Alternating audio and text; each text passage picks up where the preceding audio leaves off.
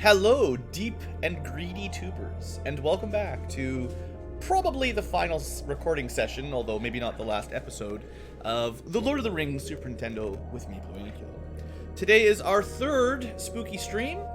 We've got the YouTube and Twitch audience here, and we're ready to get into the Mines of Moria. We've got the map on the sides, and I will try to keep that current so you guys can follow along, because this map, this dungeon is super repetitive and long, and it's very easy to get lost. So I will try to make things easier for you guys watching along to keep track of where we are. Oh, don't worry about it, Blood Angel. I don't even pay attention to how many viewers I have. Like, it could be 1 or 20. It doesn't really change anything for what I'm going to do. So before we get in there, like I was explaining to the Twitch audience, or the live audience, let's say, I did do a little bit of grinding between episodes, so we've got some level ups. Aragorn, I was trying to get him to level 1,000, no. I was trying to get him to break the 1,000 HP mark, because there's that tempting 0 there in the thousands digits, but I just didn't have the patience to get him that far. Probably, I bet you by level 45 he'd have 1,000, but I just got tired. Most of the other characters got levels up via the AI getting kills, just on super speed killing stuff. Sam specifically did really well on AI. Like, I don't know why.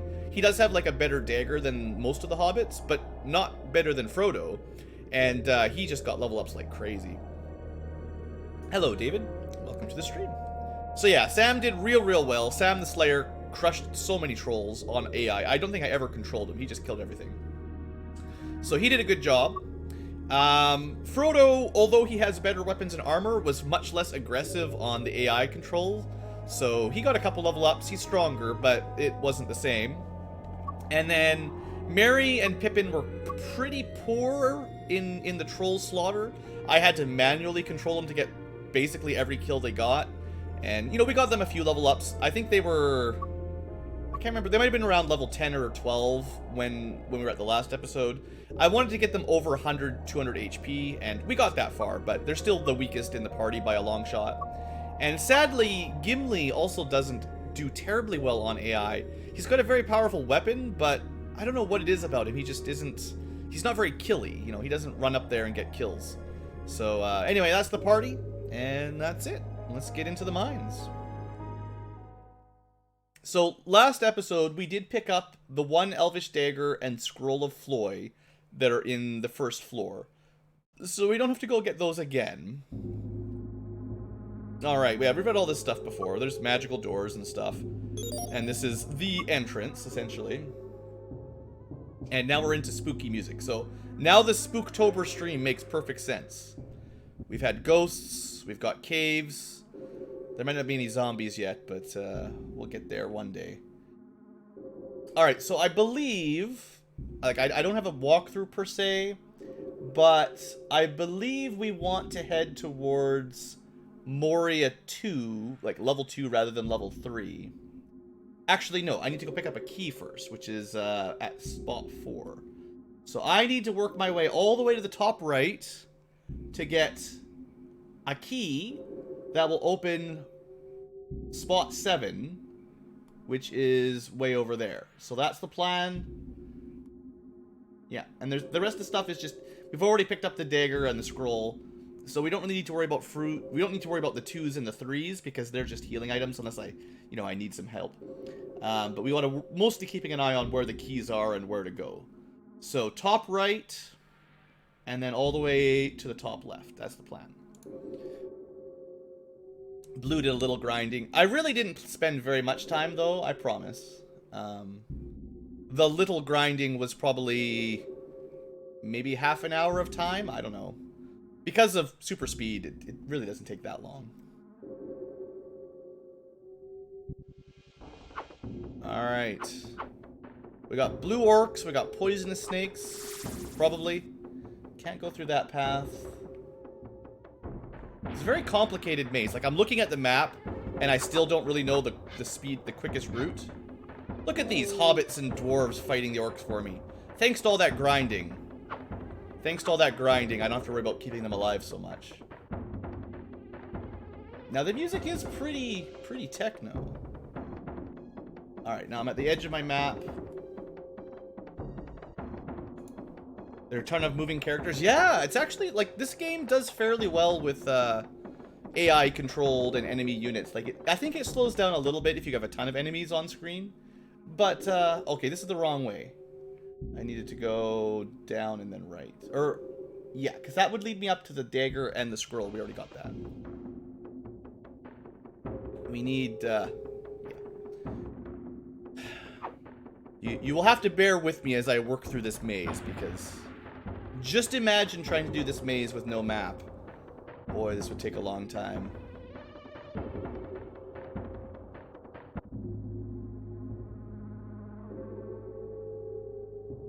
But yeah, if you've only read The Hobbit, this game doesn't have a whole lot in relation. Like, it's not a whole lot in common with The Hobbit. Mind you, it doesn't have a whole lot in common with the Lord of the Rings book either, to be honest. Amazing, thank you. Alright, so now we're headed up here on the right side. We want probably the door on the right. Now, I'm assuming once I get a little bit more used to the patterns, I'll be able to pick out the routes a little bit quicker, because they are obviously going to repeat a lot of rooms. A lot of very similar rooms. And that'll speed things up a little bit once I get a little bit more familiar with them. Ooh, a gray orc. I haven't seen one of these yet.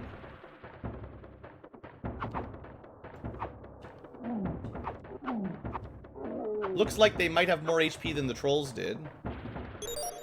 Alright, we got our key. So now we got to backtrack all the way to the left side of this area. There is a lot of singing in Lord of the Rings. I'll give you that, Blood Angel. Hello, Lord Cephalion. Yeah, this is our third stream, and thanks to my flagrant cheating, we've actually made pretty good progress. I have high hopes for being able to finish it in today's stream without too much trouble. I never even got to Moria when I played it as a kid because I never found all the gemstones. And once you miss one gemstone, you're doomed. So, that was unfortunate. Alright, back into the central area. Gotta work our way over to the left. What about fifth breakfast? Well, if we can find some mushrooms and some fruit along the way, we'll give the hobbits something to eat. I do have a bag full of healing items, but I'd rather save them for the boss than use them along the way unless I really need to. Alright, can we get down through one of these rooms? And yeah, thanks, Lord Cephalion. I am on the up and up. I'm definitely not as sick as I used to be, so nothing to worry about.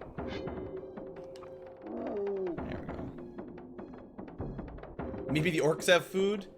I'm sure they do, but isn't it basically toxic for non-orcs to eat orc food? Like, pretty sure it just makes you sick. I can't remember. I feel like that was covered in the books at some point.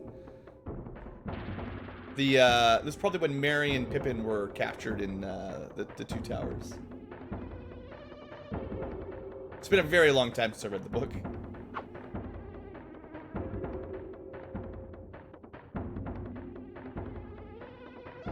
Oh, yeah, eating the random mushrooms in the forest, probably almost anywhere in the world's a bad idea. But maybe specifically around North America it's worse, I don't know.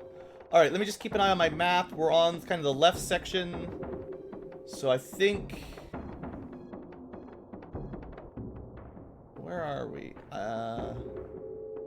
Oh, is that item 2? Do I need to... I'm lost. There was no...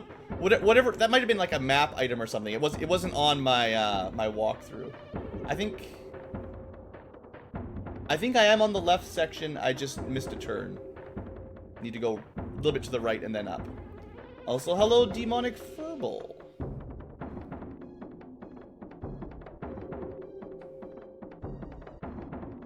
With all the orcs we're killing, meat's back on the menu.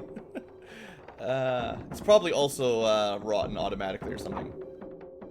Let's see. So it should be this door. No, one more door over. This door. The teacher wasn't happy for reading Lord of the Rings? Wow, you had a bad teacher. That's a great story. Oh, and demonic furball is also faith. Gotcha. Yeah, I mean, it's cool when you guys watch on both the YouTube and the live and Twitch. YouTube views help get nothing, but Twitch views do help unlock what's it called? The various Twitch perks you get for all all the viewers watching at the same time. There's perks for that stuff that I don't pay much attention to. The Dresden Files. I never read that one. What am I doing here? Surely I went to the right door and I wouldn't have messed this up. Nope, I went to the wrong door. I went to 8. I was supposed to go to 7. Good job, Blue. Good job.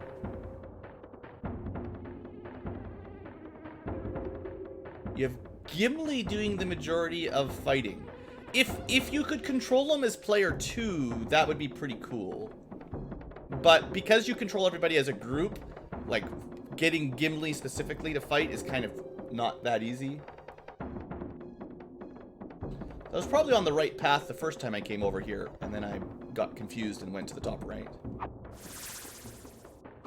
I think Aragorn is probably the best frontline fighter anyway, though. Like, are you missing Legolas? Yeah, he joined for a minute and then left. And then Boromir was like, nah, I don't really want to join. And then Gandalf is like, I'm busy. He's controller slot 5? Does it actually work that far down? Like, does it keep track? You just need a party with like 7 players, and then this would be an amazing game. It would be way too easy, probably, if you actually had 7 people all controlling your team kind of in unison. That'd be actually pretty amazing, though. Maybe not that fun for the person who gets the 6th or 7th slot, because you wouldn't get to play very much. In theory, you can have 8 controllers. Well, let's get it done. Okay, this time, for sure, I went the right way, right? There we go. That's the right door. I don't know any game that uses 8 either, no. Alright, so now we're on a new door. Funny how we got key 3 first. Key 1, that's why I went to slot 8, was supposed to be key 1, but we actually picked up key 3. Anyway, this map. Alright, so this map's not quite as big. That's nice. We start kind of in the middle on the side. Looks like there's nothing south of us, so why bother going south? We'll just skip all that, maybe, unless I want to have some fun. And then everything else is up north. Uh-oh, snakes! Alright.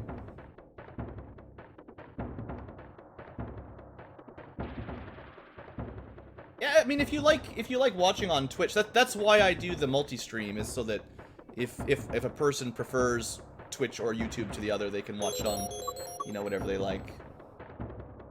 I don't really get anything for people watching streams because I don't put ads on the streams.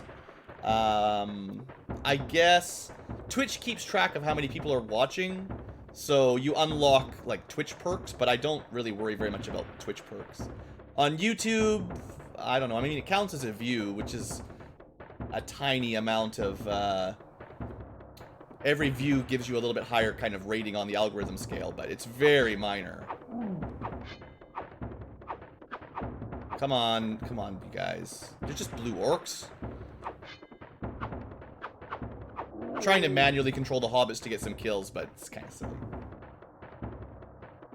Hey, Lazarus Domain, new member. Now that's... So if you're a YouTube member, that's kind of the same as a Twitch subscriber. That's the people, the fine people that pay a little bit of money. And, of course, that does transfer over a little bit. Plus, it unlocks... the more people that become members unlock, what do we call it? Emotes or emoticons or whatever. And some other features for the channel over time. Same kind of thing they do on Twitch. You know, you get extra emoticons when you get 1 billion subs. It's cool stuff. I don't really stress about that kind of stuff too much. It's cool, and I totally appreciate when people want to support the channel, but it's all good. Oh, look, a troll. Good thing I know how to fight trolls. He did 2 damage to us. If you're on YouTube and you use, what is it called? YouTube Red or whatever, the subscription thing to remove ads. Technically, whenever you watch a video, I get a small percentage of your monthly watch time.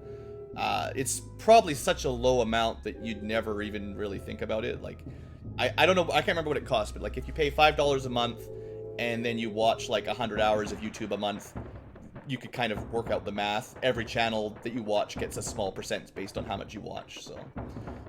Wait a second, I picked up something there that was important. No, I didn't. I picked up nothing. I picked up a magic fern and a key. Okay. The key is important. No, I want to go get that sword. I missed a sword on the way over. The swords are the important things. Is it better to be a Patreon or a YouTube join? Ah, I mean, it's up to you. Patreon, because Patreon has multiple tiers, you can do whatever you want, whether it's $1, $2, $5, $10 kind of thing. YouTube is just $5, and I believe YouTube keeps 30%, I think, whereas Patreon keeps like 5 or 10%. I can't remember the exact number, but it's basically dollar for dollar. YouTube takes more than Patreon, and I think Twitch takes more than YouTube. Like Twitch is like a I still went the wrong way after all this. I'm trying to get that sword. It's number 4 on the map, and I keep mixing it up. But yeah, Twitch takes, I think, 50% of subs. YouTube is 30%, and if you use like Streamlabs to donate, it's smaller. Patreon's smaller. PayPal's pretty small. I looked it all up at one point, but I've already mostly forgotten. All right, hold on. One more right, and then up. We're gonna get a cool sword, I promise. Oh boy, lots of exciting chat here. Yeah, it's easy to get lost. I'm in the top right, heading towards number 4 here in Moria 2 map, so it's a good thing I've got a map or I would have missed it. I don't remember if you can get the good ending without Legolas or not. I mean, Legolas should join with Gandalf at the end. I didn't miss him. I did rescue him, but he doesn't stay with you. He just joins for a second and then he leaves with Gandalf. So we should be fine. I haven't missed anything in the game yet. Found an elven sword. I don't need the named sword. All right, here we go. Weapon upgrade. This is what I live for. Ah, that's great. I'm so glad I went back to pick that up. So now Aragorn does 5 damage.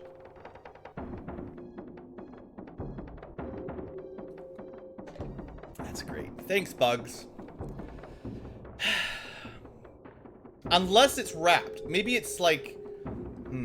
Could it be... Wait a second. It could be 64 damage. And it's actually 105. Because the last... Like, the swords... The weapons in this game tend to do powers of 2. So 2, 4, 8, 16, 32. So if the Elvish sword is 64 strength, which would be double the old sword at 32... We're level 41, which is 41 base strength, plus 64. That would add up to 105. Now, does that mean we do 5 damage, or do we still do 105? Good thing I did all that level grinding. Okay, I killed the orc in one shot. I don't think it actually... It's just a display error. It's not actually a rounding error. Maybe if we got it over 255, things would start getting sketchy, but... I'm pretty sure they store it as a byte, so they know what 105 is. They just can't display it because they don't have enough digits. So we're fine, we're fine.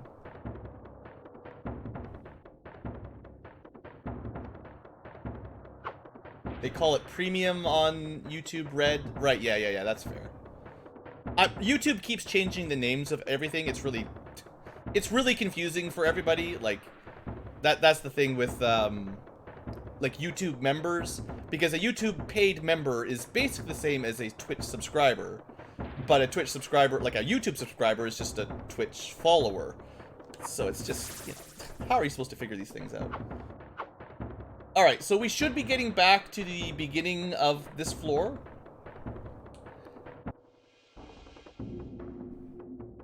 But yeah, I definitely appreciate the support, Lazarus, and anyone else. How do you make the Ankylo emojis? If you go...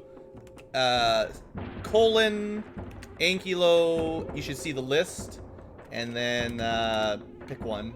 I added most of the base colors like that, I think. If you're watching on the video, you won't see them, but if you're watching in chat, you should see them. Am I going the right way? Am I lost? Where am I? Did I go... Uh-oh. Now I don't know where I am. I was looking at chat for a minute, autopiloting.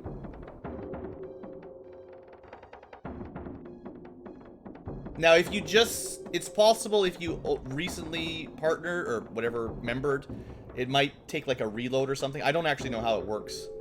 It gave you the badge. Oh, and then there's always the Ankylo bot doing its own thing. Alright, I should change the map. We just went through a door. We're back in Moria 1. We picked up a key. I can't remember what key we got, though.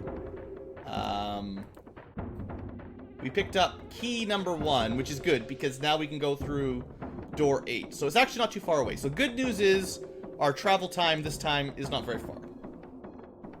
And we're just at the top of this area, I think. Where did I autopilot myself this time?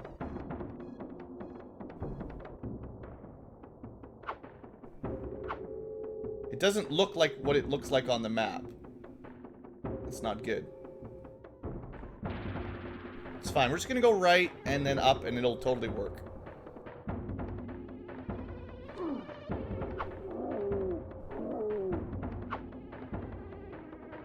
I'll focus on this masterpiece. You figure out your YouTube upgrade. I don't know how YouTube works. Well, I just let's play. I don't know how anything works around here. Alright, hopefully this is the right direction. At this point, nobody knows. Where am I? Am I way too far right, maybe? If this is the diagonal large area... Oh, okay, I know where I am. I went way too far. That's like the second time I've done that.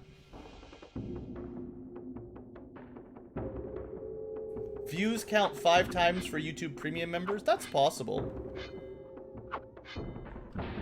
But, like, YouTube doesn't really like to tell people their internal algorithm, so it might be like that one day, and then tomorrow it'll be something different, so... I try not to count too much on little details like that. The YouTube metrics and algorithms change almost monthly, I would say.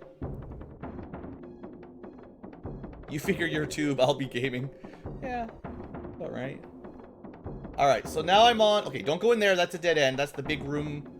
That's the big room. And then here to the left are all the little, sort of small mini door rooms. This is the room I missed.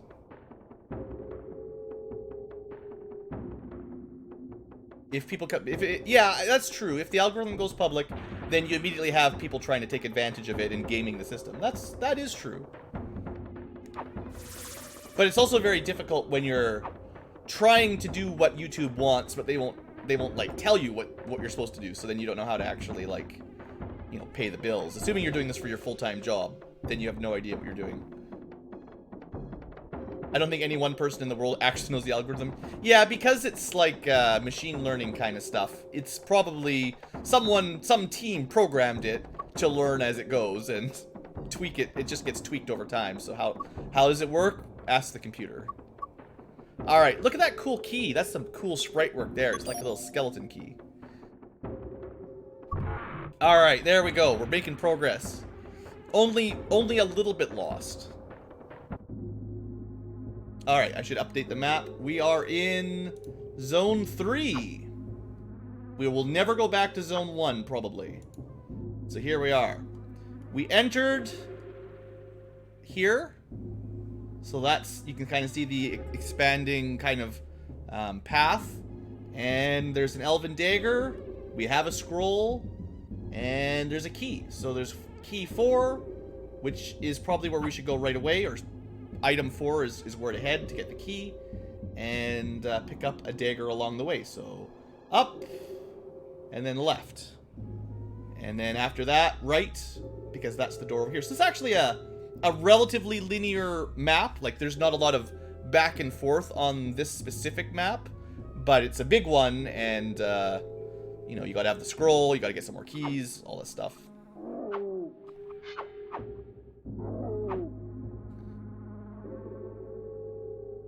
Yeah, they used to... I dislike the change YouTube made with subscriptions, Because it used to be, if you subscribe to a channel, you pretty much always got a notification when they uploaded a video, which means that most people learned that subscriptions were how you told YouTube that I want to be updated for this channel. And then at some point they changed that so that there was a reason, and it's complicated, but eventually they changed it anyway, such that it's more like a suggestion that maybe you want to watch that channel. And it tries to keep track of your viewing history, and if you click a lot of, whatever, Frozen videos or something, then those are what you get instead of, you know, Let's Play videos. I'm just making stupid stuff up, but yeah, it makes it really difficult to follow along with a channel that's not big because YouTube just filters it out. Alright, so this is, I don't know how you'd ever know, like, Gimli gave us a very small tip, but yeah, that door just opens up when you use a scroll on it. Like, that's great. That's great, game.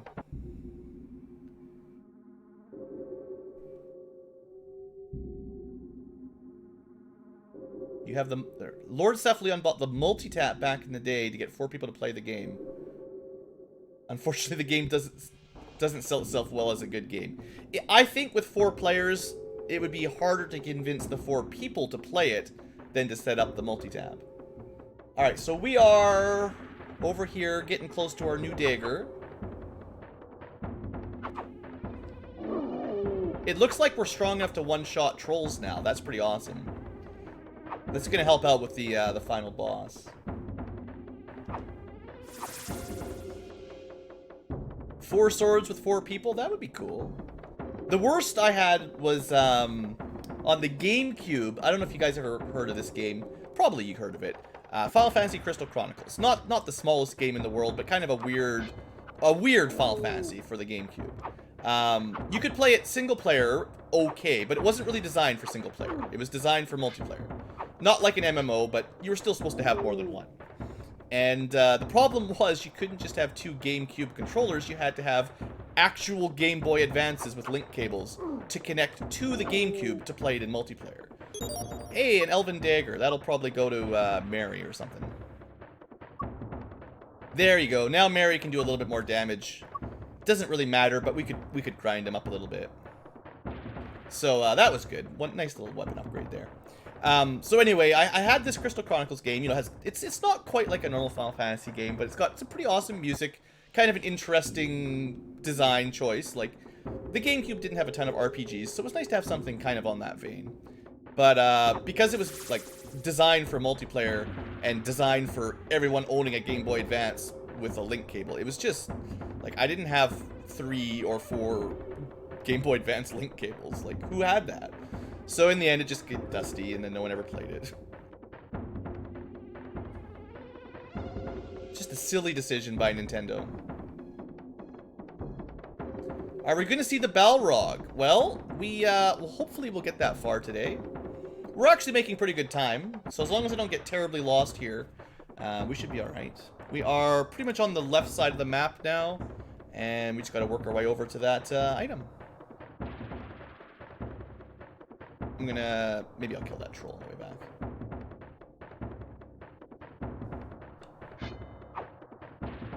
Hey, hey. So you can see, I think, what I was talking about with getting level ups quickly. Aragorn is getting level ups like mad. He's got 911 HP.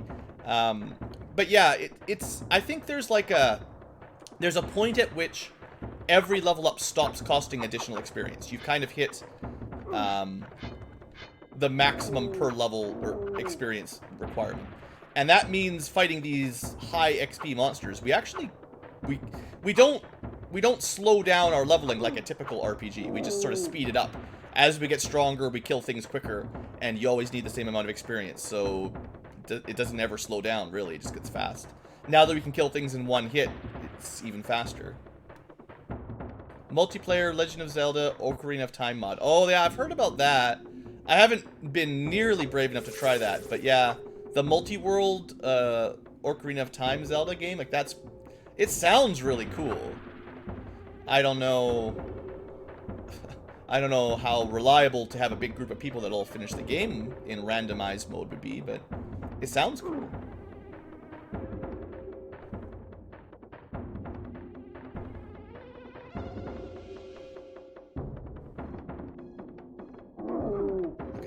that. Maybe Nintendo will get smart with the Switch, and they'll release, like, Four Swords or Crystal Chronicles, but instead of requiring a bunch of people owning the carts, they'll just let you play it online, or even locally with split screen. I know it's crazy, but, like, local split screen, like, it's pretty good. People like that. You didn't even know the randomizer option? I don't know if that was the first part of the multi-world idea or which one got first. Like, I don't know if the multi-world came first or the randomizer came first, but what I've heard is it's pretty fun doing a multi-world, everyone's got their own set of items, and you get items for other people. Like, if 2 people are playing it, they spread all the random items between the 2 different games. So you might find, you know, 2 red tunics, one for yourself and one for someone else. But then you have to wait till the other player gets you the big key for the first dungeon, or 4th dungeon, I guess. Alright, just trying to keep an eye on where I am on the map here as I ramble around. I'm getting kind of close to where the 2 is, I think. I don't know if you can even see what the number 2 is, but I'm in the middle top right, and I'm heading towards the top right, yeah. Yeah, not lost, excellent. So my side goal here, this is one of the reasons why I'm going to be fighting rather than just running away from everything. I want to get Aragorn over 1,000 HP by the end. I want to see if the game can handle 1,000 hit points. Or if it just crashes.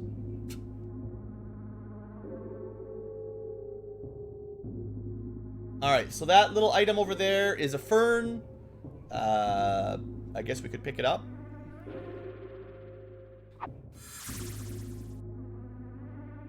I gotta say, the sound design and sound effects for this game are still pretty decent. As much as the maps are way too big and complicated, it's got some good things. Hello, randomizer. Thanks for stopping by and providing the kind words. I mean, who else would spend a sick Spooktober day playing through this game besides BlueAnkylo? I mean, once I finally upload these to YouTube in proper Let's Play format, I mean, I might be the only one. I'm sure someone else has done it, but there can't be very many of us that would actually play all the way through this. Alright. I wish I'd set the map up earlier. That would have been, like, setting me apart from the competition. Oh, let's see. We got a Moria key. Yeah, that's right. High quality Let's Plays on this channel. Excuse me. Making me laugh. Alright. Now, I don't know what map J is supposed to mean, but we went up, so now we're on, according to Mike's RPG Center, we're on map 4. And we just entered from 3, which is actually entrance 1, so we're way over here on the bottom right. Maybe. But, like, his map doesn't include this door to the south of us. Because... oh, that's the door we came through. Okay, that actually makes a lot of sense. Never mind, never mind. Mike, you did a good job. Good job, Mike. Okay, so, to the right would be a dead end. I'll save you guys the struggle and not go to the right. But I am going to kill some goblins or orcs. I had an argument. Oh, this was years ago, but I'll just tell you it because, you know, what else are we going to talk about? I had an internet argument with someone. If you remember, if you've been around the channel for a very long time, you might remember that Medieval Total War 2, or Medieval 2 Total War, whatever they called it back then, had a very, I would say, pretty popular mod that was called Third Age Total War. And I played that game a lot back in the day. Probably my favorite mod, all things considered. And, you know, I did a couple series on the channel, so that was cool. And someone in the comments decided that they were unhappy with the words I used, because sometimes I would call the goblins goblins, and sometimes I'd call them orcs. And they got into, like, you know, a comment attack on me, or whatever you want to call it. A stupid internet argument, basically. And I had to go quoting literally from Tolkien, where he basically says, well, I called them goblins in The Hobbit, and then when I wrote Lord of the Rings, I called them orcs. So they're really just the same thing, but I changed the name for some reason. And the guy, like, wouldn't accept it. He's like, no, they're different, and this is why. And I'm like, well, not according to Tolkien. literally the guy that came up with the modern definition, so... But, you know, internet trolls. Can't win. They're actually hobgoblins. Yeah. I wasn't even trying to really get into a fight over it, but when you're mad at somebody for pronouncing them, like, if I'm just playing along, I'm like, oh no, we're fighting a goblin, or an orc, or a Urukai, or whatever. Like, don't get on my back for calling them the wrong name. Orcs and goblins are basically the same thing in almost any lore. Like, I guess I traditionally think of goblins as smaller, weaker orcs, but that's really just because in The Hobbit, the goblins weren't that scary. Whereas in Lord of the Rings, the orcs were friggin' nightmares. So I sort of associate the less scary version with goblins. But that's my own internal rule. I think a lot of other fantasy, like if you follow like Dungeons and Dragons or something, goblins tend to be, you know, relatively small stature, right?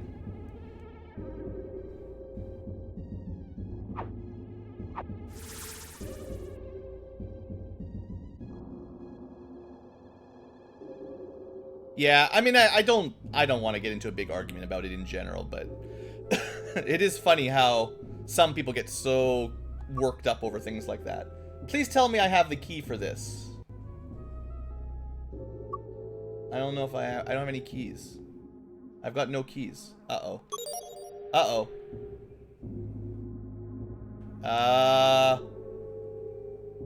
I'm lost. I thought this was 3, which was the next... Well, I made a mistake. We're gonna have to look at the map for a second here, because I've definitely made a mistake. It's classic. It's classic. Alright, so... The map doesn't actually scroll north. Did I click on the wrong map or something? Where am I?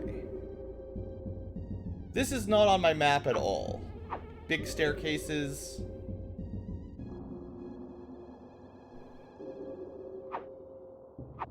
Did I walk through to Moria 5 already and then find a locked door? So we were in Moria 4 maybe, and if I autopiloted over to Moria 5, we would have started down here. Oh, okay, that's all that happened. No problem, no problem. I just autopiloted all the way over to this map and then kept going. Totally fine. So we got to the point, basically what I walked into was this point here. I don't know if you can see it. Here we go. I got to this wall on this map. I thought I was on the previous map, so my bad. Alright, so now we just need to go right and up and we'll get back on track. No problem. Everything just blends together. And then, you know, I start reading chat and I totally forget where we're going.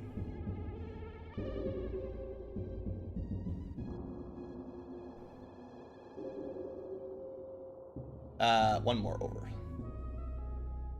It's fine. You know, there's only 10 Moria maps. We're almost halfway through, theoretically. We're doing okay. We've only been streaming for like 50 minutes, and I might be halfway through. Maybe. Okay, so...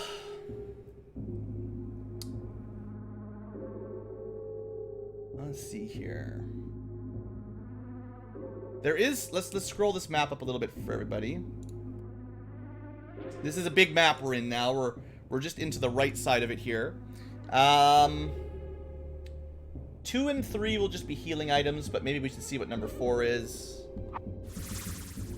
So we go up and up, and then maybe a little bit right, and see what we find.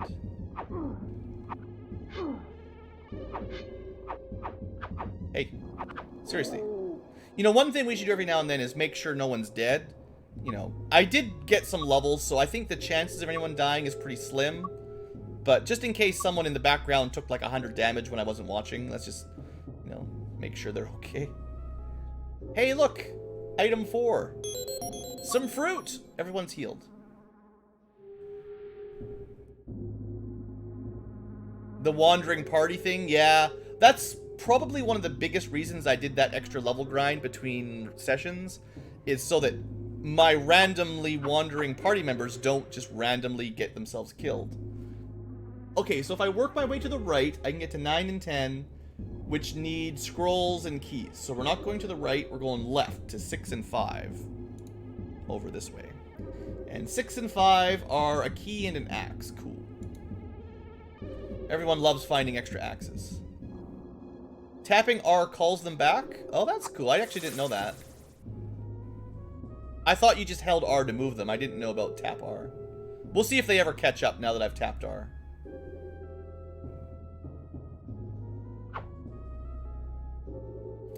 I think the effectiveness might only work if you hold still. Hello, Pug Nippets. Yeah, we're playing some Lord of the Rings, just working our way through Moria. It's an amazing game. Don't mind the text on the left side of the screen. Definitely the best game ever made for the Super Nintendo. Top tier RPG. I would like to kill a troll. Hey, troll.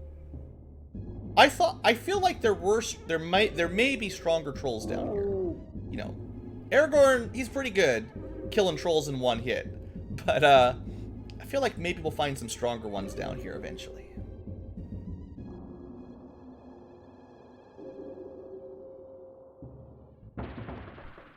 Oh, the music ramped up a little bit again. Alright, so a bit of a maze over here on the top left of the map.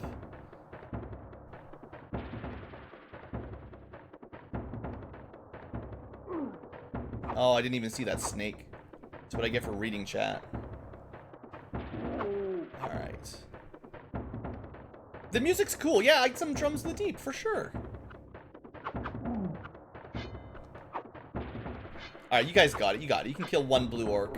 Good job, team. Alright, so 6 is the axe or something, so I'd like to go get that. If I can figure a way over there. This should make Gimli a fair bit better. We'll get all of our ultimate weapons here in the final dungeon.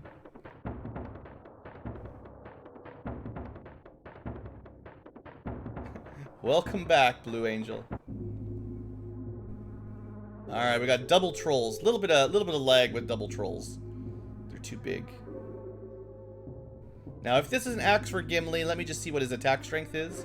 51 with his axe. Oh, not an axe. I found the key first. Oops. Did I call you Blue Angel? I think I said Blood Angel. I might be drunk. Who knows? I cannot be trusted to say chat names correctly. That's one rule that I'm going to stand by, is you can never trust me to pronounce people's names correctly. No matter how simple you think your name is. Alright, so we got the key, so that was actually, you know, mandatory. We had to go this way. But I'm still going to go up to the other item in this area and, you know, pick up the treasure, of course.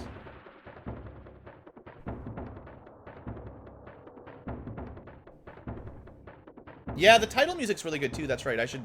When we get to the end, which hopefully won't be too long, we should pause at the title menu for one last minute before we put this one on the rack and never play it again. Level 43, ooh. Getting close to 1,000 HP, guys. That's the true objective. Break the HP cap.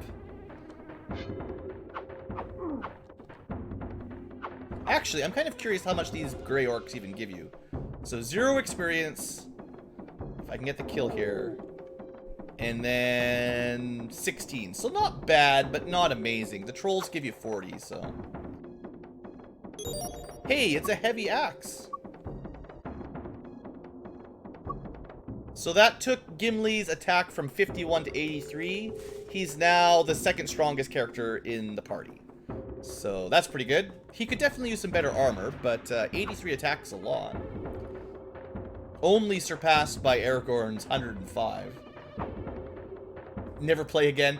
No,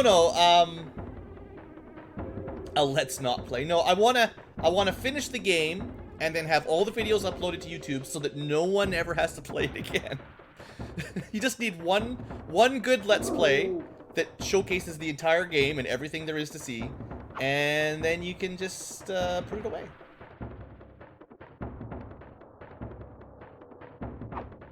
Does he actually swing? Does he swing twice as fast as Aragorn?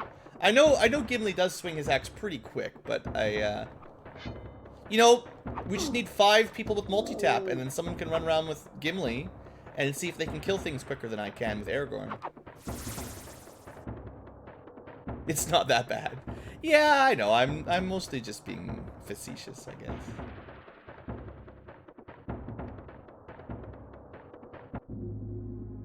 All right. Back to normal music. We're into the middle section of this map. What did I pick up? I picked up a key at 6. So I have Moria key number 4, which isn't in this area. So all the stuff in the top right, or the right side, is garbage. We need to go all the way back to 7. Yeah. So we gotta go all the way back here, and then get a scroll, and then all the way up here to use the scroll. Oh boy. Try not to get lost, Blue.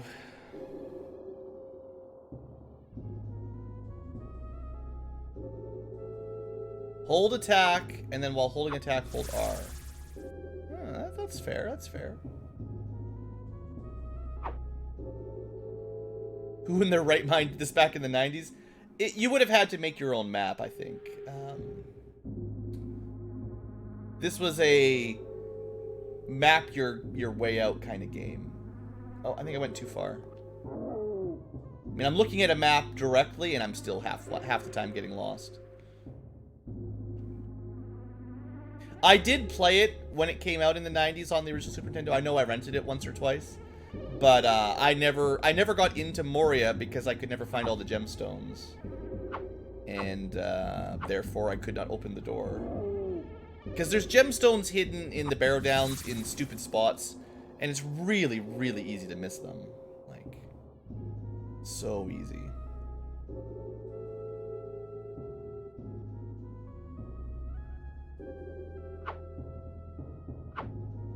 You don't like it when people complain about the game all the time?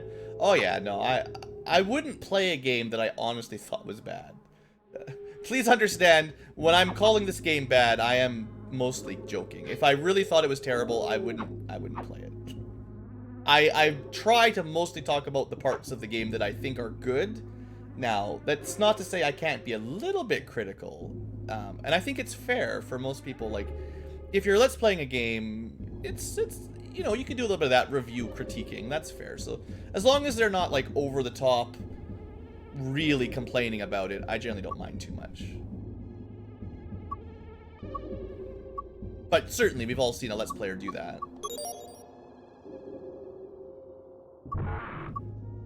Alright, we got through another door. Progression. More trolls. I just want to see stronger trolls. You messed up your mapping. Oh no. That would be the worst. Because they all the areas look so similar. Like, once you make one mistake, it's like figuring out where you are is like near impossible. I do think the main thing that would have made this game, I mean, I don't know how I would score it nowadays, but because the Super Nintendo had so many good RPGs, it's hard to rank this game very highly amongst the other Super Nintendo games. But if you wanted it to score higher, like in the closer to Secret of Mana action RPG category, it really needed an auto-mapping function, primarily. And I think that would have covered most of the problem. It was still huge dungeons that were very repetitive, but at least if you'd given it some way of mapping automatically, kind of like how Super Metroid did or something, even if it just used those kind of square room design rather than a detailed modern map, I think that would have been enough. Morrowind was a great one. I've always had a kind of love-hate relationship with the Elder Scrolls series. It does a weird kind of take on RPGs that I'm not gonna say I hate, but I was never a huge fan of the leveling up systems for most of those games. Especially once we got into like Skyrim, but I don't know, they did some of the best like lore and world building for an open world RPG. So they got that kind of stuff really, really well done. And I think those are the people that really prefer open world exploring and lots of background lore, like those kind of gamers really like the Elder Scrolls series.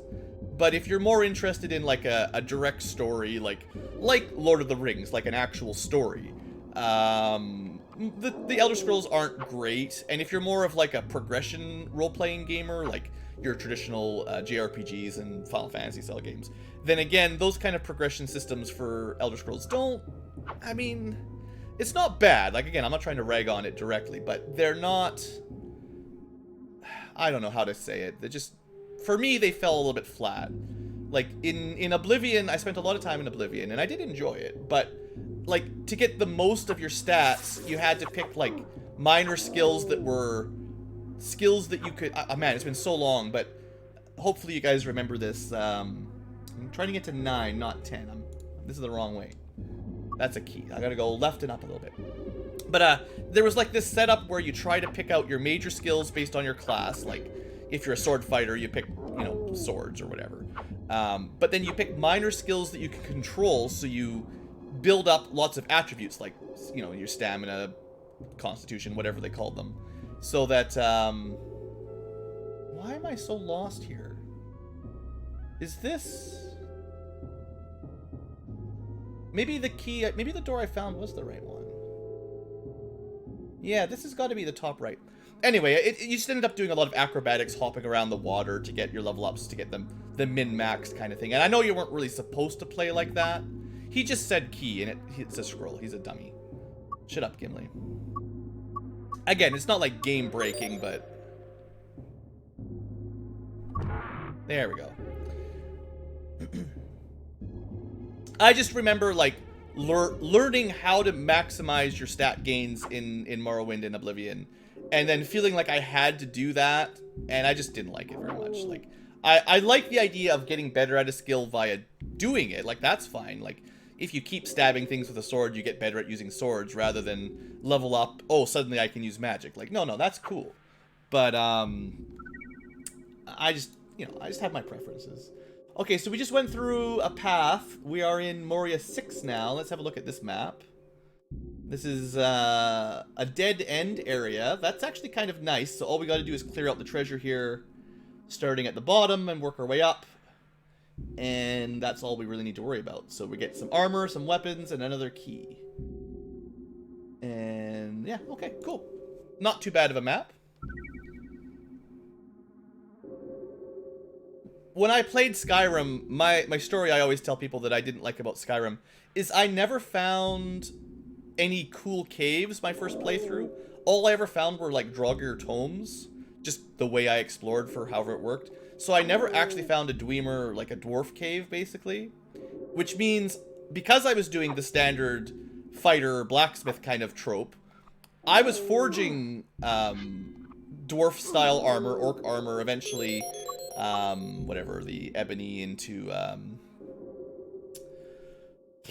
this is how good of an Elder Scroll fans I am. The top tier stuff, the evil semi-demigod stuff, whatever the name of it is. Someone in chat knows the name. But I felt like I made my way all the way through the Daedric, that's the one, yeah. I made my way all the way through the level system, through all the different materials for crafting, and eventually, like, actually just skipped an entire tier because I never found any of the ingots. I either bought them from a store, but I never actually found the place where the actual ore came from, the actual Dwemer areas. So that really, like, once I realized that I was at the kind of near the end game, like I had already maxed out most of my main skills sets in the level up system, I'm like, this is dumb. I never even found half of the cool areas. Like, you'd look on YouTube or whatever, and there were all these cool underground, amazing-looking areas, and I'm like, I never found any of that, so... And that's just open-world exploration at its core. Sometimes you get lucky, sometimes you don't, but... Plate armor! Probably went to Aragorn, because... Did that red orc just wander into a wall and disappear? What a jerk. So, I'm assuming good armor. There you go. So, I think... Yeah, it's plus 16 defense. The last version, chain armor, was plus 8. So plate armor is plus 16, which is a nice upgrade. I don't think we really needed it on Aragorn, but it's more armor. Go into dwarf dungeons, find scrap metal. Yeah, but I never found one of those. That was the thing, right? Like, basically all I ever found when I was exploring were standard sort of Droger tomes, and I don't know. I did lots of. I mean, I played for, I don't know, 50, 60 hours. I got pretty far, but I just couldn't seem to find the right areas for the cool stuff. I don't think I stumbled across any of the, what was it? There are all those Daedric, like, quests for all the various, whatever, Daedric demigods, and I don't actually think I think I might have found, like, one or something. Like, honestly, I was trying to be a fairly thorough explorer, but I feel like I had the worst luck in that game for finding cool stuff. Okay, where are we? Might be a little bit lost looking at my map, but I know I just need to head to the right, so as long as I keep going right, we should be okay.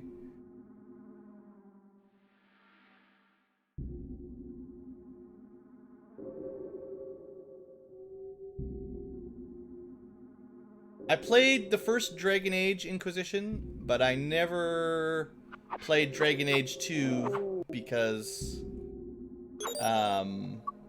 it's, how do you explain it? It's not the same kind of game. Like, it's still an RPG, but it's more like action RPG, I guess. So we picked up, I think, the last Elvish Dagger we needed. So Pippin's got an Elvish Dagger now. Frodo's got technically an Elvish Dagger, and everyone else has got that. So that's pretty cool.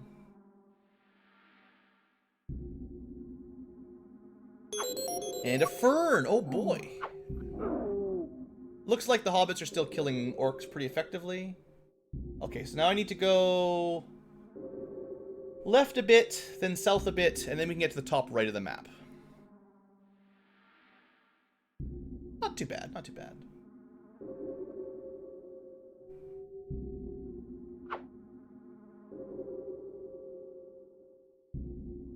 I think Dragon Age 1 was meant to be like the Baldur's Gate, Icewind Dale, like standard Dungeons and Dragons kind of RPGs.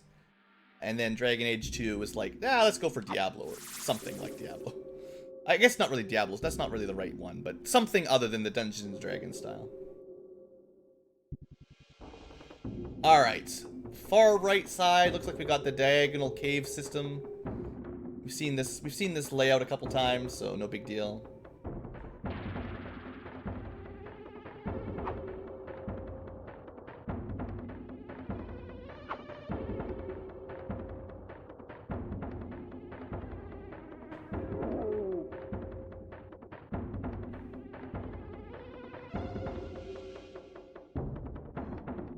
I've been meaning to go back to Dragon Age Origins for a fairly long time. My story for that game, seeing as we're telling stories, and we're going to be stuck in Moria for a while, I, again, probably made it. I haven't actually finished Dragon Age Origins, to be clear. Just like Skyrim, I've not quite finished it, just nearly finished it. What happened to me in Dragon Age Origins is the Broodmother got me, essentially. So if you're familiar with the game, it's one of the big area bosses, and I think it was the last of the big area bosses I saved until you're out of areas, basically. Like, I'd saved it for last before the sort of end game sequence, I think. And, I don't know, my party was probably not very optimized. I was playing it right at launch, and I was just playing it blind. So, you know, standard, I didn't really know what I was doing, just having fun. And, I think basically what happened was I ran out of potions, like mana potions and healing potions. And I had no way to kill the Broodmother. I'd saved right before it, and I tried, like, I don't know, half a dozen times, and I just couldn't keep people alive long enough to kill it, you know. Didn't really seem to matter what I tried to do at that point. And, the way I remember it anyway, the problem was to get more potions was such a large amount of backtracking that I just gave up. Like, I was so far down in the dungeon with no quick way to get back and, like, to go shopping, basically, that eventually I'm like, alright, that's it. Do I have the full fellowship now? I've got, Aragorn, all the hobbits, and a dwarf. That guy just disappeared on me. All right, where am I? Uh-oh. Where am I? I need to go south, I think. Oh, I see where I am. I just got to the central area on the map. I need to go up a little bit, and then we can work our way down back to the last area. We're all good. We're good. Another dead end. Totally good. What? Wait, what did I lie about? I mean, I've never been known to tell the truth, but what did I miss? Torchlight 2. Oh yeah, I really liked the first Torchlight game. That was a really good... I think I played Torchlight 2 with my wife, actually. I like the fact that, like, I don't think you had to fight for drops like you did in Diablo. Like, you had unique drops for each player in multiplayer, which was really nice for casual dungeon. You said you don't have any kids, but now you believe I have hundreds of kids.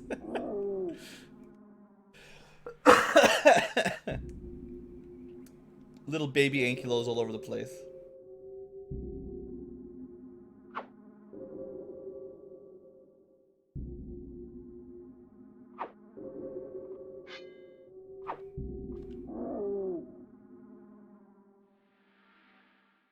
Alright, so this entrance, let me just pause here before I forget, leads us back to the last area. So that was point 1. Goes back to Moria 5, which is here. So now we just need to make our way down here. So it's another short, like, these little, not shortcuts, but these little backtrack sort of twisty turnies. They're not actually that bad as long as you don't get lost, because you actually don't have to walk very far, but if you go the wrong way, then, oh boy, getting back on track would be very difficult. Alright, thanks, Sam. You're very helpful. Another key. Another dead door. I'm surprised we're not just chopping them all up at this point. Alright, hold on. That's not the right button. I want to pause here for just a second. Okay, new map. So now we're on to Moria map number 7. So we can look forward to some more armor, some weapon we're going to throw away, and then 1 key and 1 door. Isn't that nice? That's like relatively linear. So we got to get to number 4 and then number 6. And we start up here. So we're going to skip the upper section. We're just going to work our way down here and try to pick up 3, 4, maybe 5, and then where's 6? 6 is up here. Yeah, that's a fairly straightforward route around the area. Okay. We got a plan. It's always good to have a plan.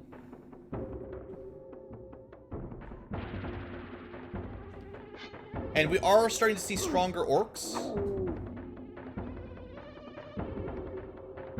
Of course, to get to the right of this area, we actually have to go up and around anyway, so forget leaving this area off limits.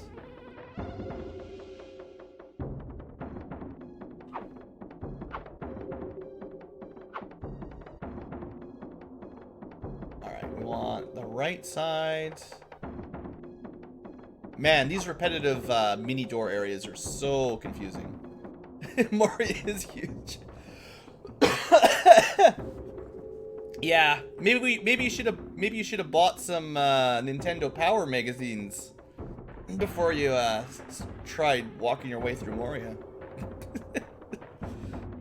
Subscribe to Nintendo Power today. I don't actually know if they ever had a map for this game, but that's what you would have needed.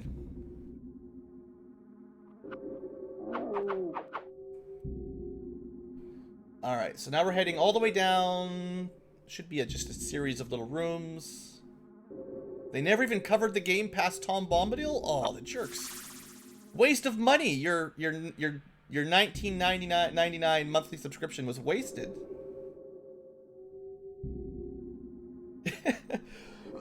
Well, in the movie they had Gandalf, who mostly knew where they were going.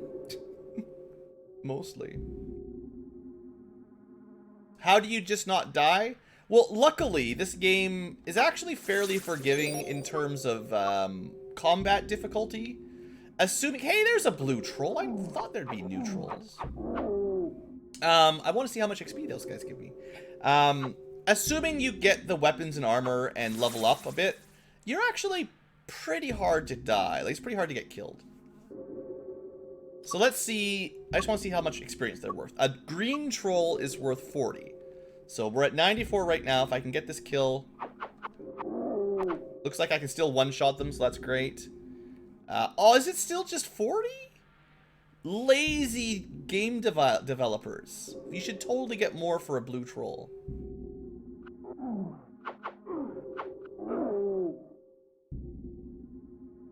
Yeah, it's just 40 experience. Same as a green troll. Lame.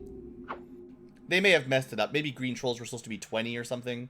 And then blue trolls were supposed to be 40. Boo. Oh yeah, we picked up some more plate mail. Who got the plate mail? Yeah, Gimli. Actually, that's good. Gimli didn't have very much defense. So it's quite nice that, that he got that plate mail. It's an extra 8 defense for him. That'll help keep him alive. I don't expect the hobbits can use plate mail, so we're probably done with the plate mail pickups. Even in the movie, Gandalf got lost. Well,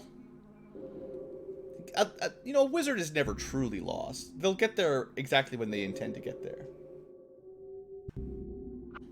I'm pretty sure Gandalf would never have admitted he was lost. And would just continue walking as if he knew the right direction.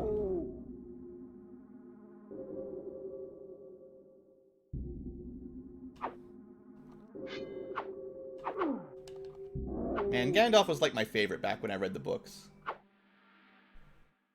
Just a good attitude, you know.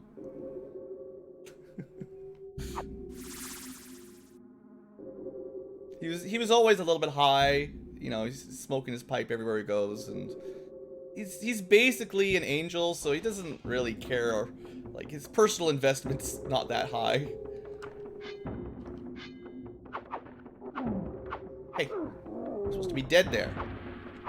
He admitted it in the movies. I don't remember if he said it in the books or not then. I found a key. Okay, that was number 4, so good. That'll be the key for the next area. Gotta get to that 1000 HP. That's why I wanted trolls that gave me like 100 experience per kill. Oh, one more level up. I think I guessed that level 45 would be 1000 HP. We're gonna get it. We're gonna get it. And then it'll like crash the game. Speaking of crashing the game, let's just put a save down. Just in case, you know. I actually think our risk of death is pretty slim, but... Okay, so now we've got a long walk. Actually, I think I might skip that dagger. On the far right, the bottom right, is a elven dagger, but nobody even needs it, so... Why would I really bother going all the way over there? Let's just head up to the next area. Let's not waste too much more time.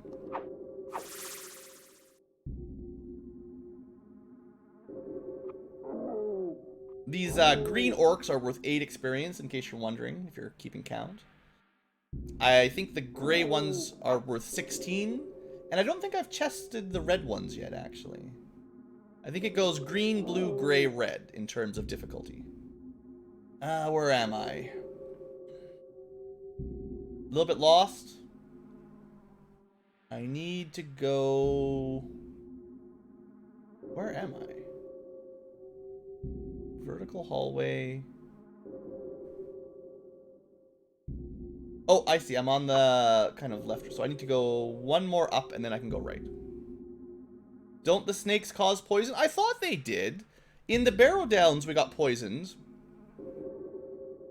Now, the poison, when I got poisoned in the stream last time, it only did 1 damage every, like, 10 seconds. So it was pretty minor. Like, it wasn't, like, it wasn't a serious amount of damage. But you did need to go find a healing moss to recover.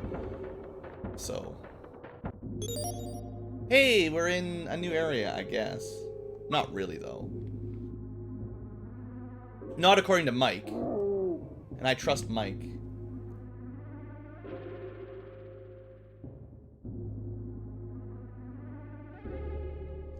Where am I trying to go? Down and then right, I think. Man, this is such a maze. This is crazy. How would I... Yeah, like, seriously, Cephalion, how would you have ever made it through this area? How did the hobbits get over there? Skipping ahead through walls.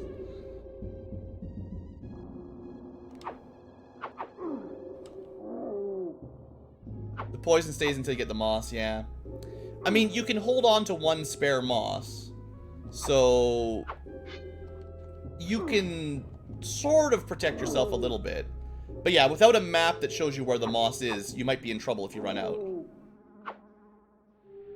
Oh, I want to see how much the red guy gives for XP. 369.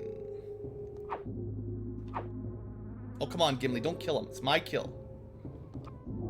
There we go. Oh, hello, Jelka-chen. Uh-oh. Uh-oh. Game's starting to do weird stuff, guys. I have 3-8 dot black square experience. I don't know if I'm going to be able to get to 1,000 HP. I had a feeling something weird was going to happen when we get to 1,000 HP. I feel like no one would have tested that far. They added that 0 to tempt me, and then no one actually ever beta tested it.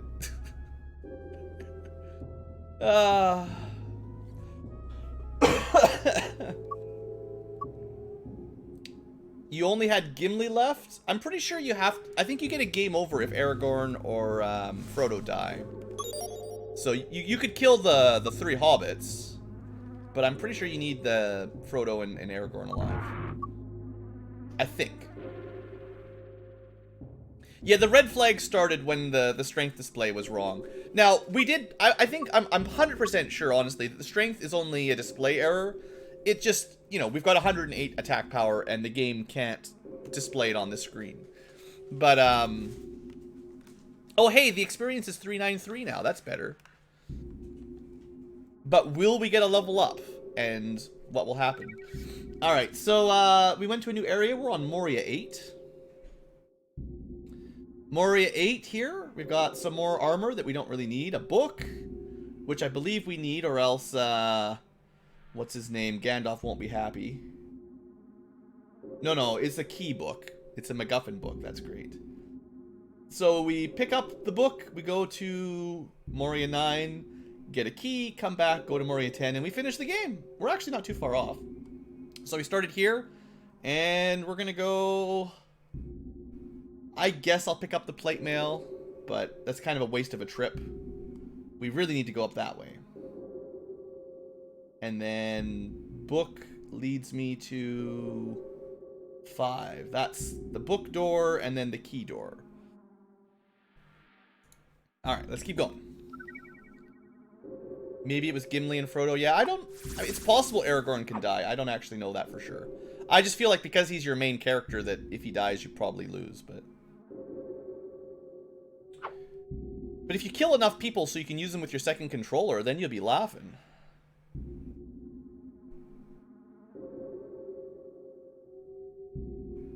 Alright. Hey. Blue Orc. Oh! Level up! Level up! 1,043 HP. Possibly no glitches. Possibly no glitches. Amazing. 4 digits of HP points. Hit point points. So I need to go... I think I might have made a wrong turn here. Okay, seriously, Grey Orc. I mean, he's just scared. He knows I'm too strong. Over-leveled. Okay, so I see where I went wrong there.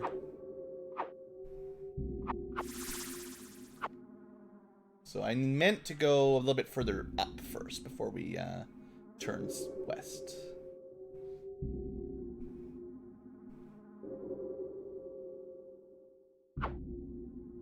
I think it'd be more fitting if Gimli died down here, actually. Given the lore of the dwarves. The actual story of Moria is pretty terrible. The background lore. The dwarves just don't get very many happy stories in Lord of the Rings, to be honest.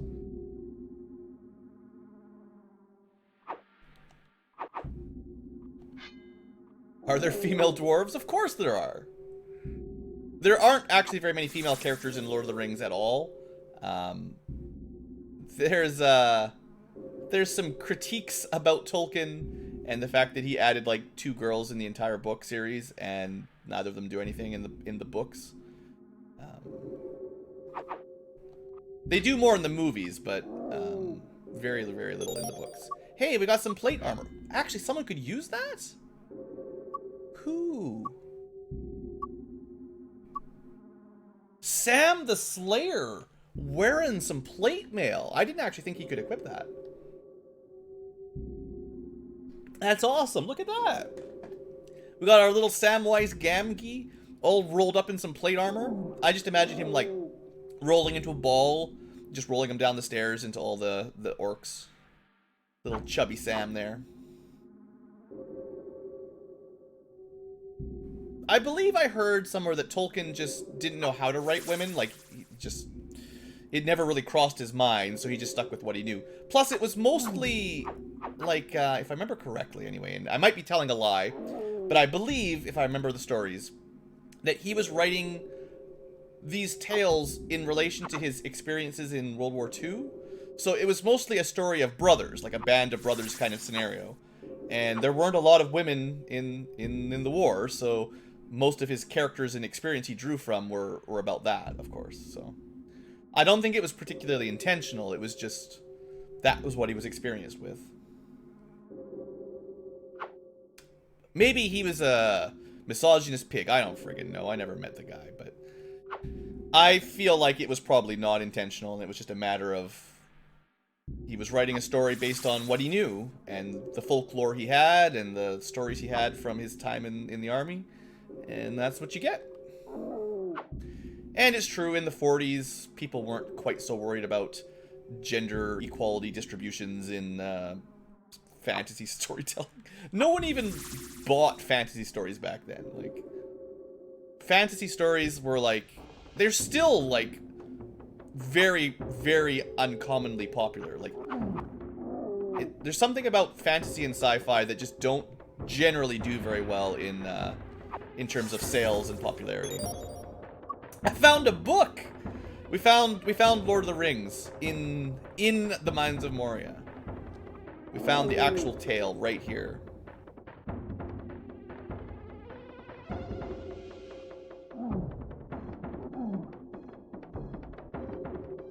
The Bechdel test, that's the Bechdel's the one where it's like, is there a woman who talks to another woman about something that's not a man, like actual things they care about, rather than talking about another man or something like that, if I remember correctly. That test has its own problems, but yeah, sure. It points out a fairly obvious flaw if it's really just all men all the time. I mean, again, I don't want to get into a huge social justice warrior debate here, but it's not always bad to have a book about guys with mostly men. It's only a problem when that's all you get. Like, there should also be books with only women doing only women stuff, and then also books where men and women do stuff. Like, you should have all sorts. Like, there should be no banning of any specific, you don't have enough genders in your book, so you're not allowed to publish it. Like, that just sounds dumb to me. I went the wrong way. A little bit of the wrong way, but it's okay. Star Wars has, like, 2 women. Yeah. I do admit that it is a bit of a problem with certain genres, and I think probably fantasy and sci-fi are a bit of a common culprit for generally being written by men and filled with mostly men. So, sure. We should probably recruit more female authors. Sounds good to me. Owen? Owen Glowin... Owen, son of Glowin, sire of Glowinson, the Glowin Star? I don't know. Like, the names are ridiculous.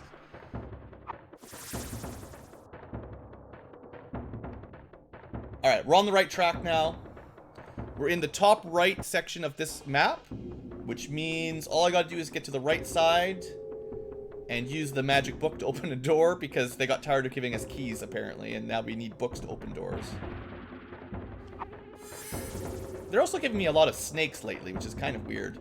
Now that we're getting so close to the end, it's like, why are they only giving me snakes to fight? Owen or Ori? Yeah. A nickel for every time Blue says I went the wrong way. Look, in the mines of Moria, no one goes the right way on the first try. It's impossible. This place is designed to be a maze. I don't know what the friggin' dwarves were thinking here, honestly. Alright, we got a Book of the Ages. You wonder the percentage of fantasy written by male, female? I wouldn't be surprised if modern times it's still mostly written by men, but I bet you it's closer than it used to be. I mean, you have to throw in stuff like Harry Potter, which has definitely got a female author, and that's, if you go by popularity, that's gonna even the odds out a bit. But in terms of total bulk written, I have no idea. I don't like Harry Potter. I mean, you don't have to like every fantasy story ever written. It's also kind of a more of a youth fantasy than adult fantasy. Oh, I should actually pull up a map here because I just went through a new area, right? And now I don't know where I am. So we went to Moria 9. Let's see. This is a fairly small one. I probably could have just winged this one without having to look at a map, but it's safer to have the map on screen, I think.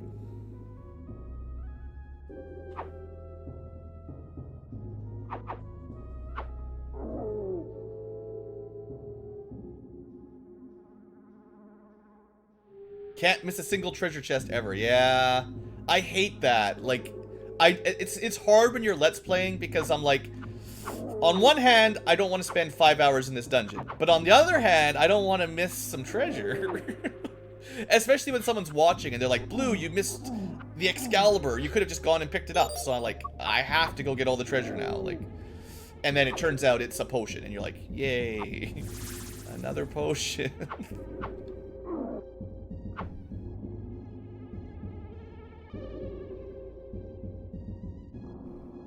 A magical system in books that makes logical sense. Yeah, there's rules for writers that talk about best practices for magic systems. It tends to make the most sense if you have magic that has rules, essentially. You can't just use it for anything. There's a cost associated with it. There's things magic can do, things it can't do. And if you structure your system around that, it tends to sit a lot better with the readers. Although sometimes it's fun to have sort of super fantasy magic where you can just do whatever you want. But, you know, I think it's more believable when it's got limitations. Alright, we're back in Moria 8. That was a really quick... Moria 9, super small. Thumbs up for Moria 8. That was... or Moria 9, specifically. That was really good. Guess what, guys? We're almost on the last level of Moria. You might say this has been really repetitive, but I think this has been a great success.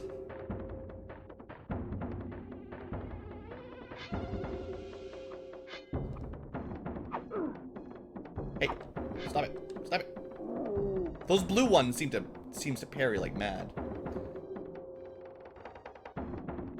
Alright, the last door, I think.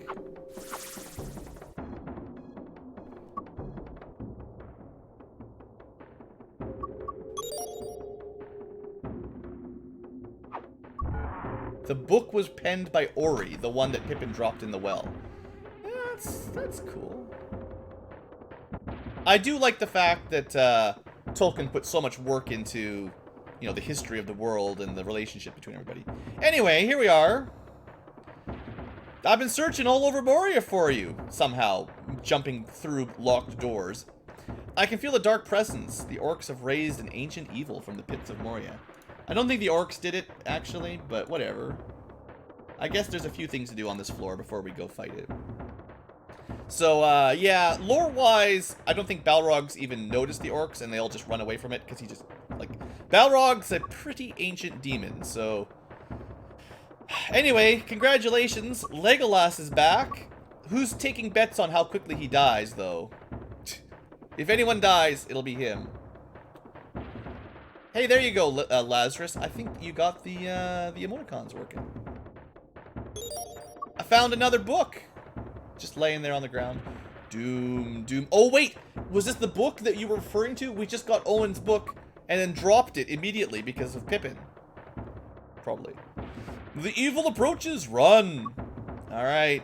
We got the full team. Yeah, I don't know how they got down there. I don't know why they never added Boromir. Maybe it was like the Super Nintendo cannot handle one additional character and that's when it crashes. Unfortunately, Gandalf is also kind of weak. Isn't he supposed to have a super magic sword that he found somewhere back in The Hobbit? In the Troll Burrow, whatever, Troll Shaw, whatever. Like, where's his sword? He should have a sword. Also, you know. Anyway, we finally have Gandalf at long last. And, I'm just gonna put a save down.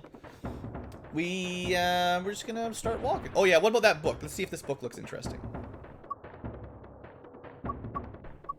The Book of Mazarbul, I think.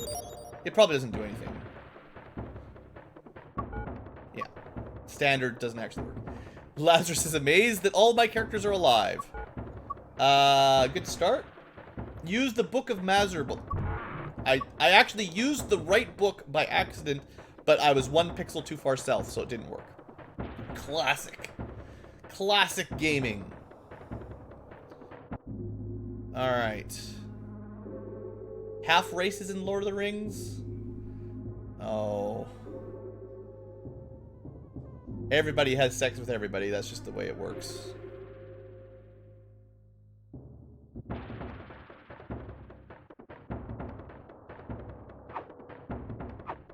Do you think the cloth cloak has too much defense?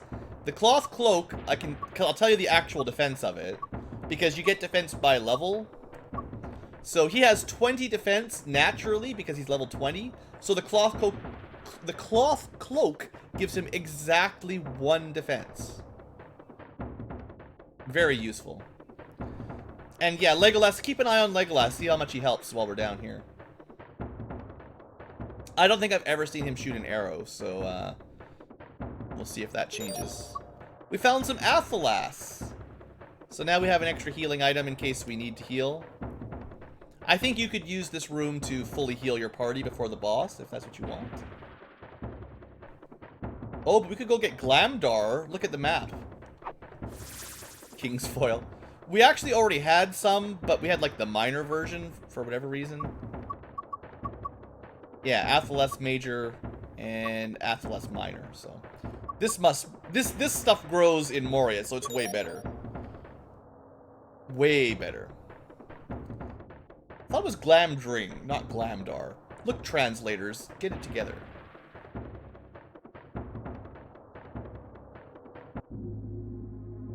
Alright.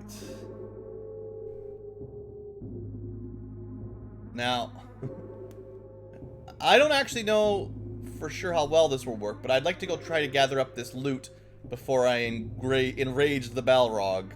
So we're gonna just pop off to the sides here. Seeing as there's treasure over here. And we were just talking about leaving no treasure unfound, right?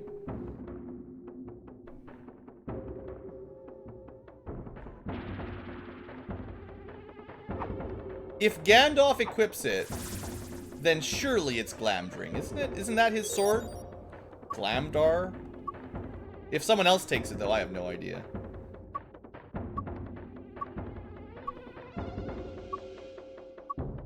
Okay. So, Aragorn is using Glamdar. I'm gonna assume that this thing has... Oh boy. So we used to have 109 strength, because the old sword was 64 power. I believe if it has doubled it again, 128 plus 45 would be 173, right? So if you add a 1 to the strength, we have 173 attack power. And if they added a sword that has 128 strength into the game, why did they not have 3 digits for your strength? Because that's silly.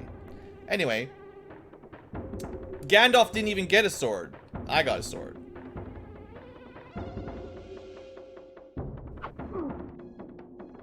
If you guys can't kill a snake, you don't deserve to live. Well, I've got a very, very powerful sword, assuming the the bite doesn't wrap around and it does negative 255 damage. Alright, let's go cross the room and see if I can find an axe, because apparently there's an axe over here. And we know chat loves their axes. Yeah, I would have loved a more traditional Lord of the Rings RPG. Would have been really cool. There's a cool looking axe, actually. Looks way neater than the last one. And just snakes. Nothing even defending it.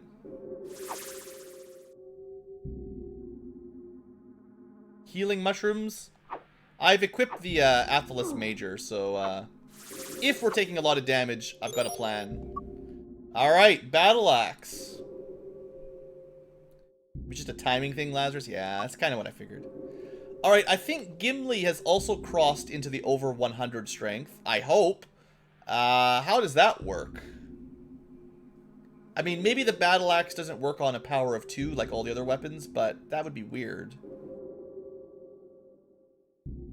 Because if it's 115, he's got 19 from level and then 96? I guess 96, it's not exactly a power of 2, but it's close enough that maybe that works.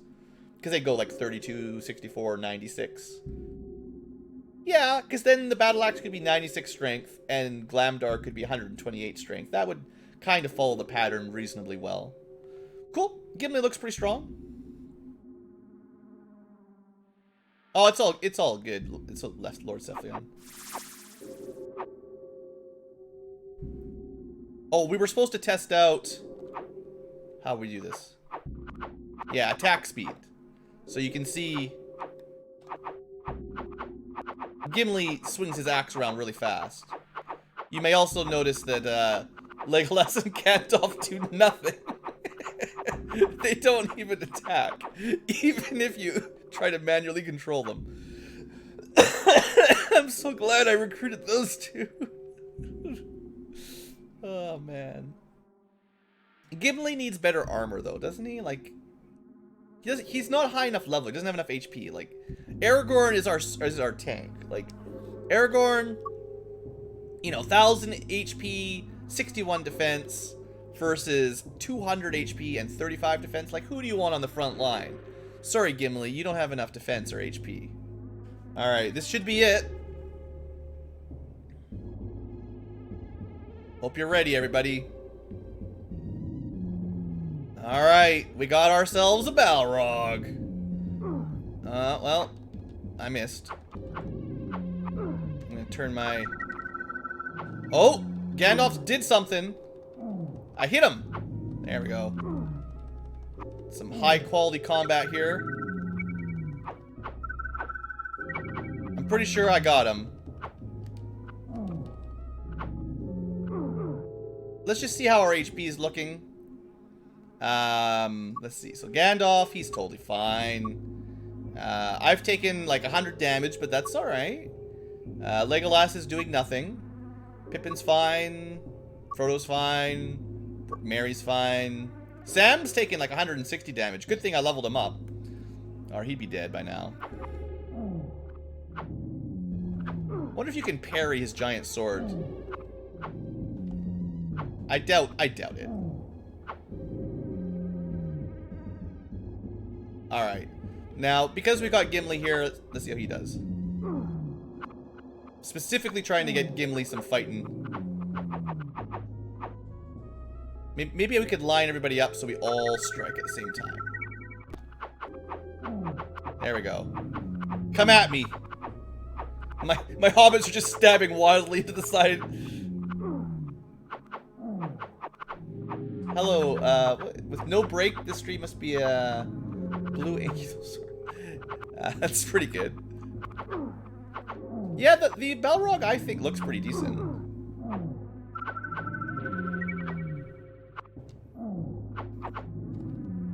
Let's use a healing item now. I feel like we've been here long enough. People are taking a little bit of damage. This is a boss fight. Right? There we go. We ate some Athelas Major. I have no idea what Gandalf is doing. If he's even helping. I know Legolas is doing nothing.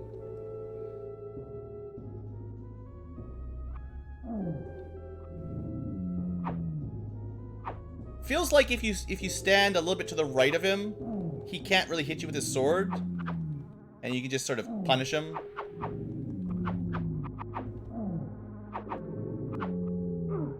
But he's pretty tanky. I mean, this is a pretty tough Balrog.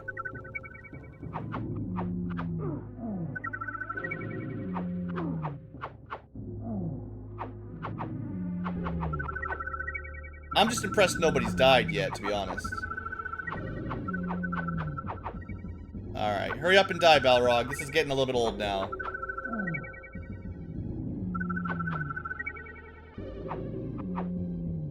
Unless I'm missing something. Is there some trick I'm supposed to be doing here? I mean, Balrog's probably invincible. If you go by the lore.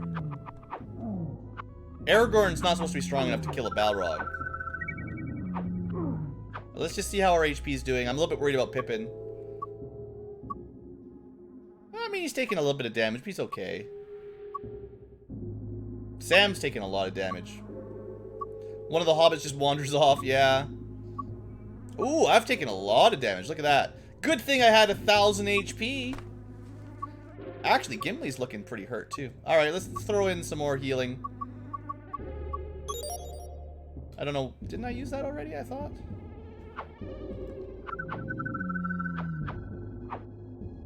How do I turn...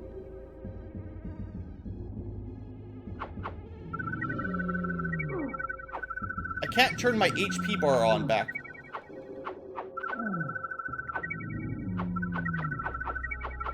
So I can't keep an eye on Aragorn's HP right now. Weird. I bet you there's just too many sprites on screen. It can't handle it. I'm actually not even sure if I'm using my healing items now, because, like, I'm trying, but they're not getting, Aragorn, yeah. Aragorn. It's not using the items, so I'm not sure what's happening here.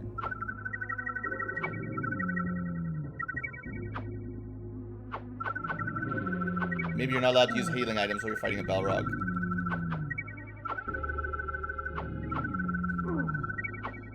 Come on, Balrog.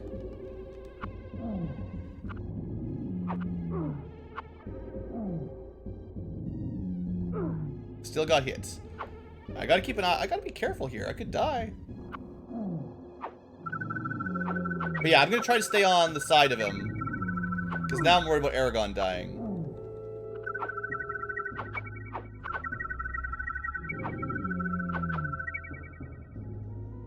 Alright, guys. Someone needs to kill this Balrog. Where's my elf with his bow doing all this range damage, right?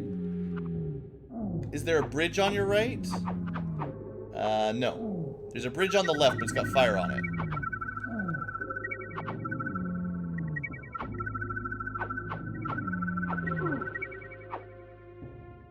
Surely he's nearly dead, right?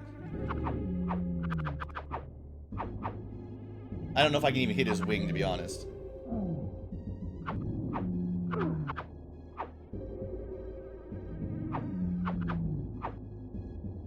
Alright, how are we doing? We're still healthy? Sam's fine. Merry's about to die. Frodo's fine. Pippin's okay. Legolas doesn't count. Aragorn's doing alright. Gimli's getting close to death. I feel like I can't actually use my items.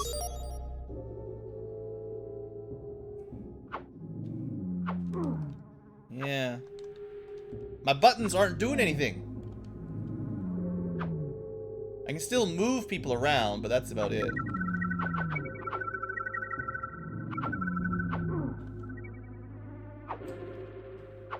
Alright, hurry up and die, Balrog.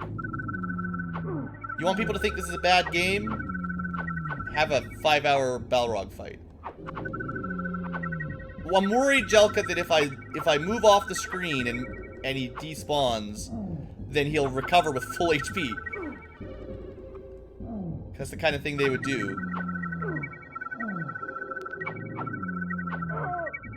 Oh no, somebody died! I think Pippin is dead. Can we lure him, like, over this way? little bit further this way. Just this way. Seemed to work best. Gandalf, get out of the way, you old man. Seemed to work best when he was on that flat area, I think. Come on. This way, Balrog. There we go. A little bit further. Alright, that should be good. Ah, get back here. This way. There you go. Good.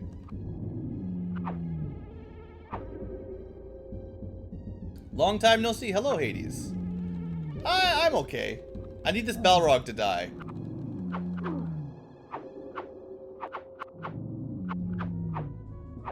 He's making lots of noises when we hit him, but he's not dying. Anybody in chat ever killed a Balrog? How long does it take to kill a Balrog?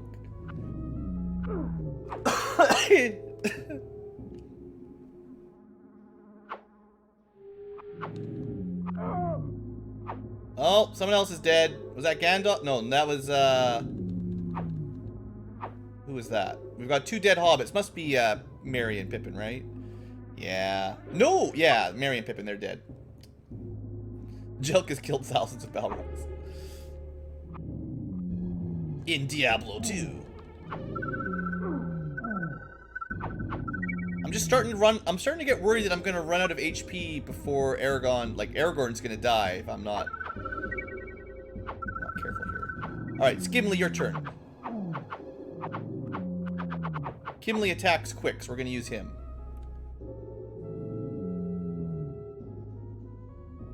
Unfortunately, when we're doing when we're doing AI control, Gandalf doesn't do whatever he does. I don't even know if Gandalf helps, but he doesn't do whatever he does if you're in this kind of control. Well, Gandalf's dead. That's not good. Alright, Gimli, it's up to you for a little while, buddy.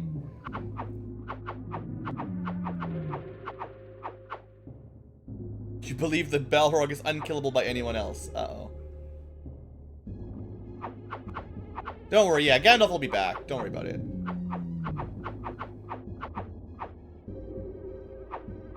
I'm just trying to use Gimli for a while, because if he dies, it's not the end.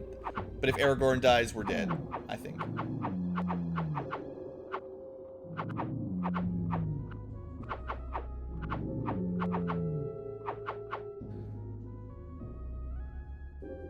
This is the best final boss fight I've ever had. Definitely this is the winning boss fight. If this is how it worked out in the movies, yeah. Well, look, we still have Boromir. He can join. Yeah, this is the final boss of the game. Look, Frodo and Sam are alive. That's all that matters. Aragorn, you know, Boromir can hang out. You know, they'll be fine. Legolas, I don't know. He might be dead. Doesn't really matter.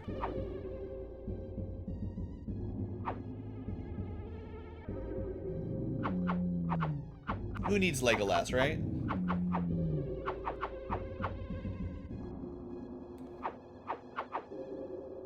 I mean, I was kind of hoping the hobbits could survive this fight, but clearly the Balrog has like 1,000,000 HP, and hey, Gimli! Well, there's our survivors. I don't see any elf, so I think somehow Legolas got wiped out at some point. Only counts as 1. Well, Legolas is dead, so I think Gimli wins even with 1 kill at this point. Good job, Gimli. He did a little bit less damage than Aragorn, whatever. Pronunciation, my specialty. But he did attack faster, so that helps him out a bit. And yeah, that's it. We just lost, you know, half the fellowship, no big deal. Gandalf was supposed to die here anyway, so that's fine. And nobody needs Legolas, Merry, or Pippin, I guess.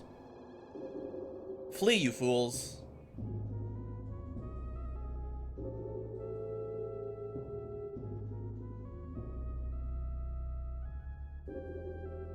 Elite gaming skills, that's right. First time ever. No one's ever beaten this game before. This is clearly the first time anyone's ever beaten the game. And thank you very much. Thus, at last, you come beyond hope under the sky and feel the wind on your faces. Enjoy the music. Let's ramp this up a little bit. There we go. That's the best part. 2 hobbits, an elf, and a wizard fella. The sun shines brightly, and the sharp yellow light stings your eyes. We have been in Moria for a while. Only 2 hours, though. That actually wasn't so bad. From the darkest of all lands, your party victoriously enters the woods of Lothlorien, and fairest of all the dwellings of the elvish people. We forgot Boromir and killed off half the fellowship. Our quest has been successful, but filled with sorrow. My joy of victory is bittersweet because of the loss of my friend Gandalf. We shall sing to his memory. He'll be back. He'll be back. When evening in the Shire was grey, his footsteps on the hill were heard. Before the dawn, he went away on a journey long without a word. Look, they could have made that rhyme a little bit better. That was close, but not quite. Needs a little bit better cadence. From Wilderland to western shore, from northern waste to southern hill, through dragon lair and hidden door and darkling woods he walked at will. With dwarf and hobbit, elf and man, with mortal and immortal folk, with bird on bow, and beast in den, in their own secret tongue he spoke. It's good. You can't have a Lord of the Rings one without a song at the end. A deadly sword, a healing hand, a back that bent beneath its land. Come on, land. A trumpet voice, a burning brand. Ha ha ha. A wary pilgrim on the road. Look, I think someone wrote this that isn't very good at poetry. They had the right, like they're trying, but they need some help. A lord of wisdom throned he sat, swift in anger, quick to laugh. An old man in a battered hat, who leaned upon a thorny staff. That's not bad. I take that one. Thank you, Top Chatters, yeah, Top Chatters. He stood upon the bridge alone, and fire and shadow both defied. His staff was broken on the stone. In Khazad Doom his wisdom died. That sounds like it's out of the book, actually. It's pretty good. Let us not mourn him long. We must celebrate the end of our long journey. We are safe in the forest of Lothlorien. Ahead is the city of the Galadrim, where dwell Galadriel, the Lady of Lorien. I'll just read the whole Lord of the Rings book for my next stream. We must go now and speak to her. She should be... I can't stop my iambic pentametering. It's impossible. Hey! There she is. Welcome, Frodo of the Shire, and Aragorn, son of Arathorn. Welcome to all who have traveled so far.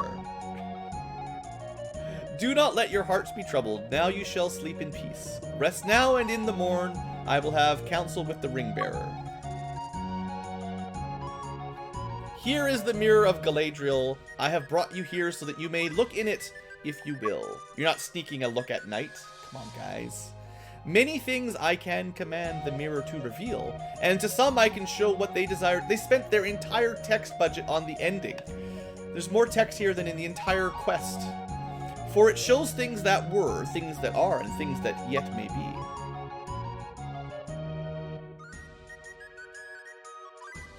Ooh, sparkly. They also spent their graphics budget on the Mirror of Galadriel. Hey, look, it's some hobbits, probably. Yeah, that's probably the Shire. They're showing Frodo. Yeah, I can see the Shire. It appears that all is still well at home. How I long to return to the comfort of my hobbit hole. But now what? I can see that you have fought much evil on your quest. You have shown Sauron that he has underestimated the threat of a band of hobbits. Well, he did kill half of them. Well, the Balrog killed half of them. We haven't really even talked about Sauron yet. We've just been in the mines of Moria with the Balrog. He has too long ignored the residents of the Shire. Uh-oh. Now there's fire everywhere, and the eye is looking at us. What is this evil?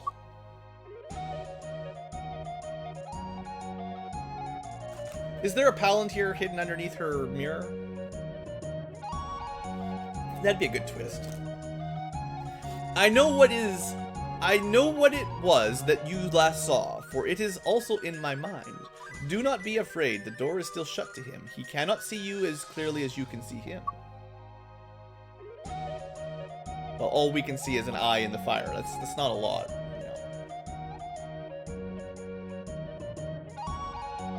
It is clear that the Dark Lord Sauron's power has been diminished by your bringing the ring to Lothlorien.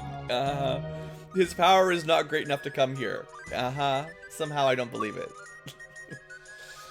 Plus, the elves are all leaving, so they're just going to take the ring back across the mountains and then across the ocean.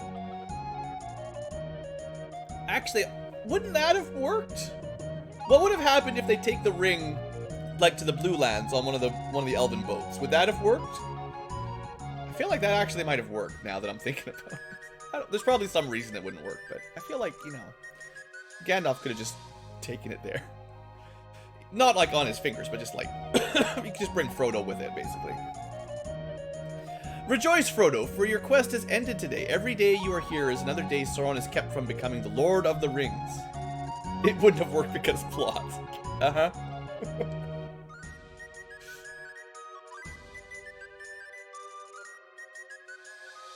I don't know if it could corrupt the Heavenly Lands. Like, they're pretty... I mean, maybe there'd be something wrong with it, I don't know.